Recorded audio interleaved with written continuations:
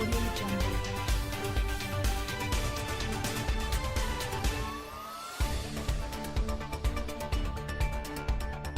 Prince Harry's popularity has plummeted because people have stopped believing what he says, a royal commentator has claimed. The Duke of Sussex and Meghan Markle have been out in the U.S. public eye over the past week during a tour of New York. However, Forbes columnist Guy Martin says Harry's standing in the UK has fallen because Brits no longer believe the royal. Mr. Martin wrote, "Harry is tanking in the polls in Britain, not that fact, itself, matters at all to the man or to his current endeavours. But the reason he's tanking is that the British have stopped believing what he says. It's not just the fact of his ungainly exit from royal life, although that has been a wounding process and continues to be one." In a YouGov poll in September, the positive opinion of Prince Harry saw a decrease from 43% in April to 34% now.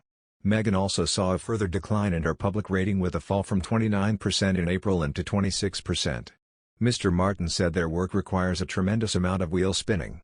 He continued, "The spike downwards for Harry is partly a result of the couple's flailing in all sorts of, admittedly admirable, charitable, directions at once, their engagement in mental health initiatives, pandemic relief, child welfare, among others, across a wide variety of platforms. In a word, there's a tremendous amount of wheel spinning required to get all these well-meant initiatives off the ground, as there would naturally be. But, things are a bit helter-skelter." Prince Harry and Meghan's recent New York trip is expected to have helped boost their profile in the U.S. The Duke of Sussex is also currently working on a new book, which will be published by Penguin Random House. In addition, the Duke and Duchess of Sussex were in New York last week on a visit which coincided with the UN General Assembly and President Joe Biden's coronavirus summit. In an appearance at the Global Citizen Live concert, Harry and Meghan called for vaccine equity and urged pharmaceutical companies to waive their intellectual property rights on coronavirus vaccines. During the concert aimed to raise awareness for the climate crisis, vaccine inequality and poverty, Harry told the crowd, "We're battling more than the virus alone. This is a battle of misinformation, bureaucracy, lack of transparency and lack of access, and above all, this is a human rights crisis." On September 23, the pair also went to Ground Zero in Lower Manhattan, to visit the 9/11 memorial and pay their respects to those that died in the terrorist attack. Meghan also visited a primary school in Harlem a day later in a bid to promote children's literacy, and read her new children's book The Bench to the class. Harry and Meghan made shockwaves around the world when they stepped down as senior members of the royal family in March last year and moved to California. The Sussexes were thought to be extremely popular in the U.S., however a royal expert has claimed this may not be the case based on some coverage they received while in New York.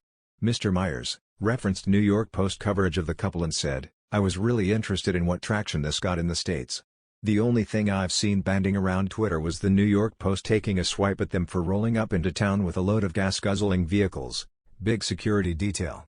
I don't think it's got a lot of traction in the United States.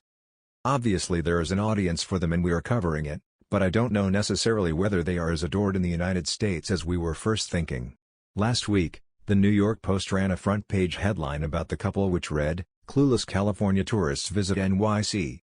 On September 27, the publication also noted the couple's decision to return from the Global Citizen Live event in a private jet, despite previously speaking out on climate change. American tabloid Page 6 ran a story making the same point. YouGov polling of 1,200 U.S. adults on November 23, 2020 suggested that Harry and Meghan were not as popular in the U.S. as Prince William and Kate, Duchess of Cambridge. The poll found that 63% of U.S. respondents viewed Kate very or somewhat favorably, while Meghan only claimed 57% of favorable support. Meanwhile, William garnered an impressive 66% of support, surpassing his younger brother Harry on 62%. The Queen is also favored over the Sussexes with 68% of Americans viewing her as very or somewhat favorable. Another YouGov poll found that Meghan and Harry's popularity in the U.S. decreased after the Oprah Winfrey interview in March. The survey, which was conducted March 13 to 17 of 1,500 U.S. adults found that only around 40% of respondents felt personal sympathy for the Sussexes.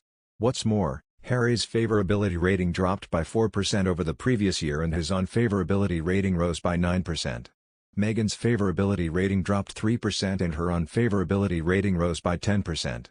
Despite having quit the firm and the royal duties that come with it, Mr. Myers also compared Harry and Meghan's New York visit to a royal tour. He said, "It was like a royal tour. There was a full itinerary, the security aspect of it, there was meeting the great and good from the political and activism world. Mr. Myers added that they were talking on the world stage, meeting with the governor and the mayor of New York and then meeting the Deputy Secretary General of the UN. So it was very full-on. Ms. Gripper replied, "They definitely made a statement that we're here and we mean business."